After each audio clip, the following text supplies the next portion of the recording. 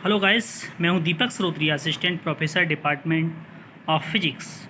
आज के इस लेसन में मैं आपके लिए पढ़ाऊंगा चक्रीय और गैर चक्रीय प्रक्रम या चक्रीय प्रक्रम और उनमें किया गया कार्य, cyclic and non cyclic process and work done during this processes.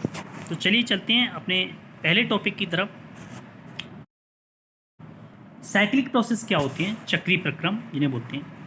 देखिए, जब कोई सिस्टम एक पोजीशन से चलकर भिन्न भिन्न पोजीशन से गुजरता हुआ पुनः अपनी प्रारंभिक पोजीशन में लौट आता है तो इसे चक्रीय प्रक्रम कहते हैं, इसे साइक्लिक प्रोसेस कहते हैं। मतलब एक प्रक्रम जैसे ए से बी तक गया, बी से सी तक गया, दूसरा प्रोसेस सी से डी तक आया, डी से फिर ए पर लौट आया, तो देन इनिशियल कंडीशन में लौटकर जो प्रोसेस चला आया, तो इस टाइप का जो प्रोसेस होगा वो क्या होगा? साइक्लिक प्रोसेस होगा।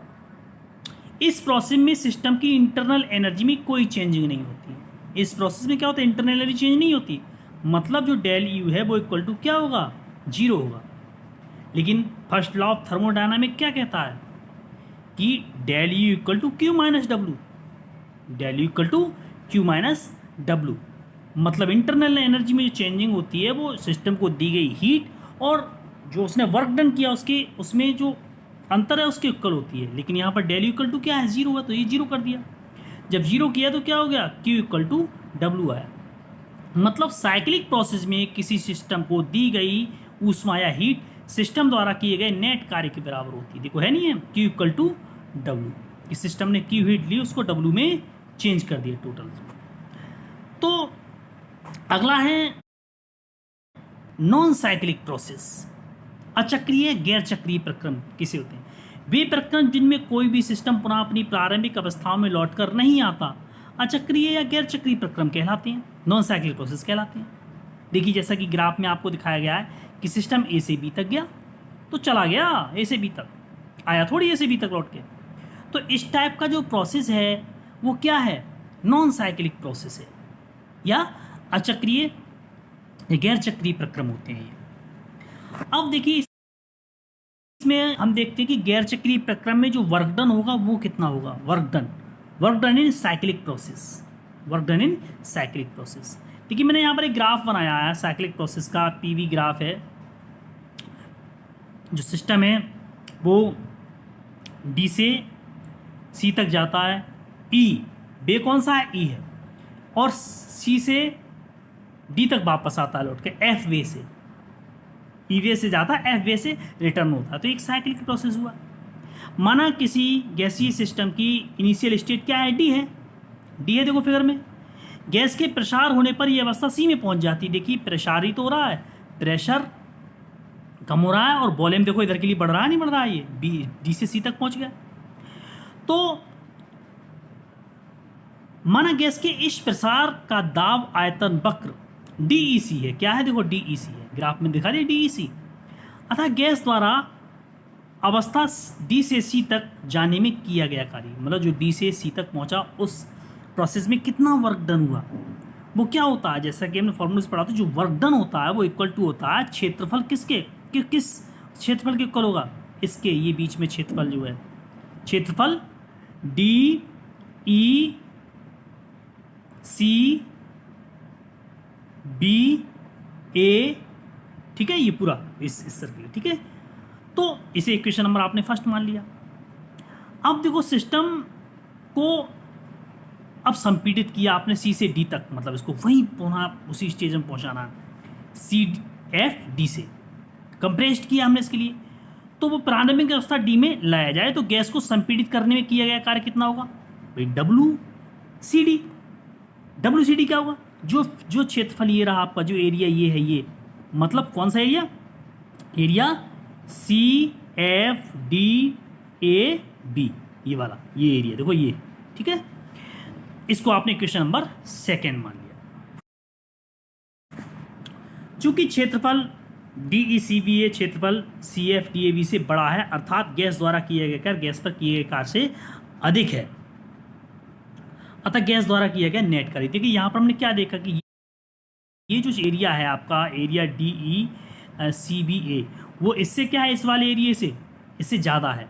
देन उस कंडीशन में हम कह सकते हैं कि सिस्टम ने जो वर्क किया वो सिस्टम पर किए गए वर्क से ज़्यादा है। तो सिस्टम ने या गैस ने जो कुल कार्य किए, नेट कार्य, वो कितना हो गया, WDC माइनस WCD। दोनों क्षेत्रफल आपने घटा दिए।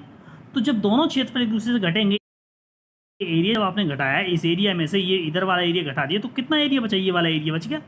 मतलब एरिया DECFD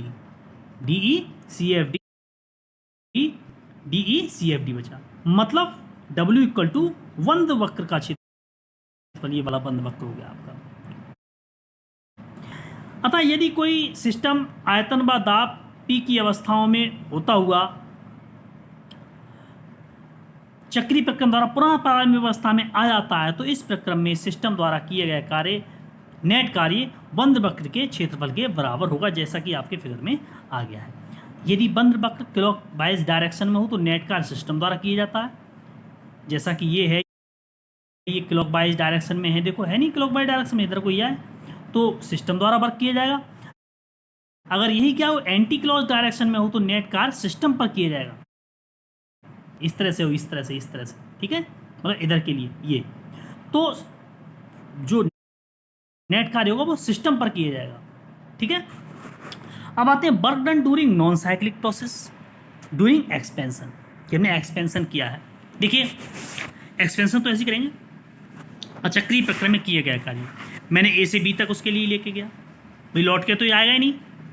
माना गैस किसी भी टाइम A पर पोजीशन इसकी P1 B1 है और B पॉइंट तक इसको एक्सपेंड किया है हमने, ठीक है, मतलब इसके कोऑर्डिनेट क्या है, P2 B2 है, दिखाई दे रहे हैं।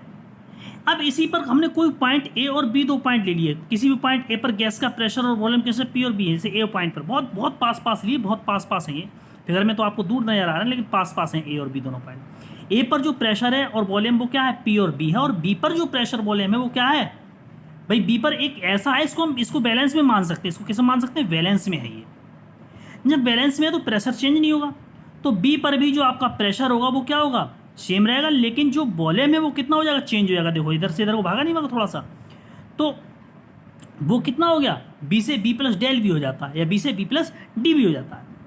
सच that pressure remain constant, then AD equal to BC equal to P। AD equal to क्या होगा बताइए, जो स्मॉल AD की बात कर रहा हूँ, इस वाले AD की, small AD equal to BC। भाई ये बैलेंस में है तो इसको बैलेंस में माना, तो ये AD इक्वल टू BC होगा, AD इक्वल टू BC होगा, दोनों सेम होंगे। इक्वल टू क्या होगा, ये चीज़ क्या है, ये आपने P मानी थी, ये पॉइंट का कोऑर्डिनेट क्या है, PV है, तो इसको इस पर इसकी जो प्रेशर होगा इस पर कितना चले आप, P चले, तो P हो गया। इसका मतलब और जो CD है वो क्या है भाई, यहाँ पर प्रेशर B था, यहाँ पर पहुँच गया तो DB हो गया, D प्लस DB, तो चेंजिंग कितना हुआ, CD इक्वल टू DB। मतलब ये इसकी लेंथ आ गई, इसकी ब्रेड्थ आ गई, मतलब लंबाई और चौड़ाई आ गई, एक आयत समझिए आप इसके लिए।